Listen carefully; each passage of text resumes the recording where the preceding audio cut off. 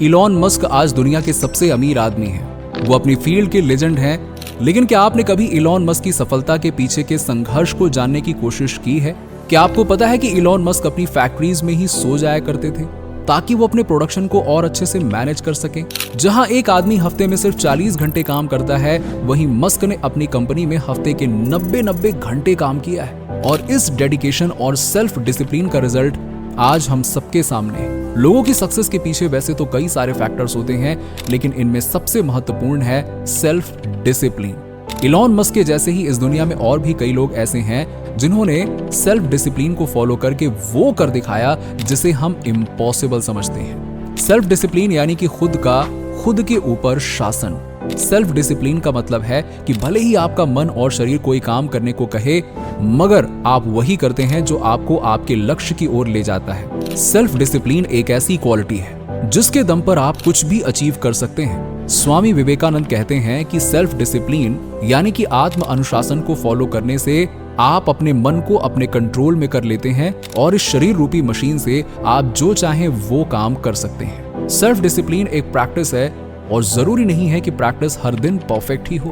हर दिन प्रैक्टिस करने पर आप कुछ ना कुछ सीखते हैं। किसी दिन आप फेल भी हो सकते हैं, लेकिन हर दिन प्रैक्टिस करना आपको आपके लक्ष्य के और करीब ले जाता है। इसी तरह से हर दिन सेल्फ डिसिप्लिन की प्रैक्टिस करने से हम खुद को अपनी सफलता के और करीब ले जाते हैं। सेल्फ डिसिप्लिन से आप आपके लॉन्ग टर्म गोल्स को अचीव कर सकते हैं। इससे आपकी फिजिकल और मेंटल हेल्थ भी बेहतर होती है और तो और आपकी रिलेशनशिप्स पर भी पॉजिटिव इम्पैक्ट पड़ता है। आप पहले से ज्यादा सहनशील बन जाते हैं और पहले से ज्यादा खुश रहते हैं। सेल्फ डिसिप्लिन को फॉलो करने के लिए आपको इन 5 स्ट्रैटेजीज पर काम करना होगा। नंबर 1, सबसे पहले अपने गोल को डिसाइड कीजिए। किसी भी बड़े काम को करते समय अगर आपके पास 2 सवालों का जवाब है तो आप पूरी ऊर्जा से काम कर पाते हैं। पहला, क्या, यानी कि आपको क्या करना है। जब आपको पता होता है कि आपको क्या करना है तो आपके पास एक क्लियर विजन होता है। दूसरा, क्यों, यानी कि आप किसी काम को क्यों कर रहे हैं। इस सवाल का जवाब हमें ऊर्जा देता है ताकि हम अपने काम को पूरी उत्साह के साथ कर सकें। यह बिल्कुल एक लंबी सड़क पर चलने के जैसा है। जब हमारे पास क्या का जवाब होता है, यानी कि हमें पता होता है कि हम उस सड़क पर क्या करने के लिए चल रहे हैं, तो हमारे पास क्लैरिटी होती है। और जब हमारे पास क्यों का जवाब होता है, यानी कि हमें पता होता है कि हमें उस सड़क पर क्यों जाना है, हम क्यों जा रहे हैं, तो हमारे दिमाग को एक पॉजिटिव सिग्नल मिलता है और हम पूरी ऊर्जा से, पूरी शक्ति से उस दिशा में आगे बढ़ पाते हैं। नंबर 2, छोटे से स्टार्ट करो। जब हम किसी बड़े काम को करने का सोचते हैं तो कई बार हमारे मन में आता है कि इतना बड़ा काम, अरे ये तो हमारे बस का ही नहीं है यार, कैसे करेंगे। इसीलिए हमें काम को छोटे छोटे हिस्से में तोड़ लेना चाहिए और सबसे पहले उस हिस्से पर काम शुरू करना चाहिए जिसे आप सबसे आसानी से कर सकते हैं। जब आप एक हिस्से को पूरा कर लें तो आपको दूसरे हिस्से को पूरा करने में लग जाना चाहिए। एग्जाम्पल, मान लीजिए कि आपको अपने एग्जाम का सिलेबस कंप्लीट करना है, लेकिन आपको लग रहा है कि यह काम आपके लिए मुश्किल है, तो सबसे पहले अपने सिलेबस को यूनिट्स में तोड़ दीजिए और एक सबसे पहले उस यूनिट को पूरा कर लीजिए जो आपको सबसे आसान लगती है, और उसके बाद एक एक करके बाकी सारी यूनिट्स को भी पूरा कीजिए। जब आप एक यूनिट को पूरा करते हैं तो आपके मन को एक इमोशनल रिवॉर्ड मिलता है और आपका मन उस काम में और भी ऊर्जा से लग जाता है।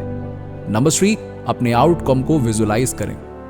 रिसर्च ये बताती है कि जब आप अपने आउटकम्स को किसी डायरी या फोन की नोट्स में डेली खुद से लिखते हो और उसे विजुलाइज करते हो तो उसके पूरा होने के चांसेस बढ़ जाते हैं, क्योंकि आपका दिमाग भी वही जानता है जो आप उसे बताते हो।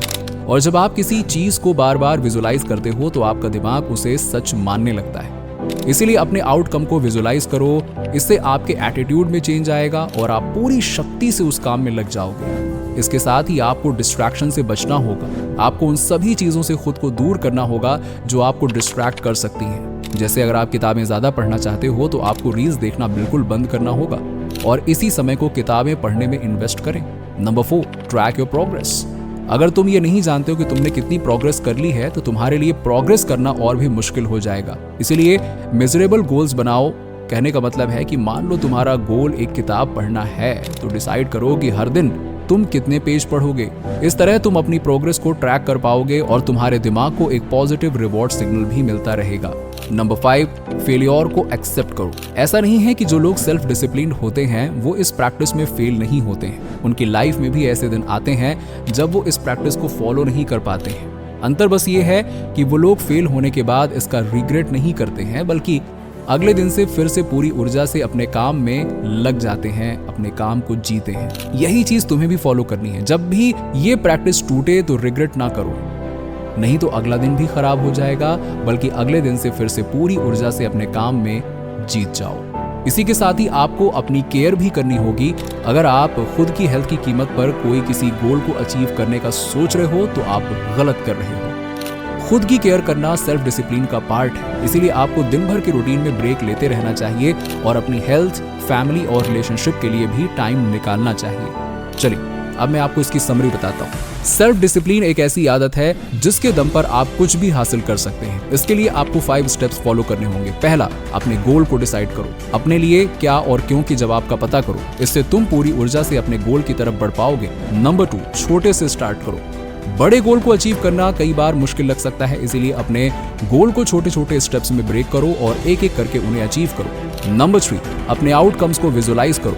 इससे तुम अपने दिमाग को बता पाओगे कि तुम क्या चाहते हो और तुम्हारा मन भी तुम्हारे गोल में विश्वास करने लगेगा। नंबर 4, अपनी प्रोग्रेस को ट्रैक करो।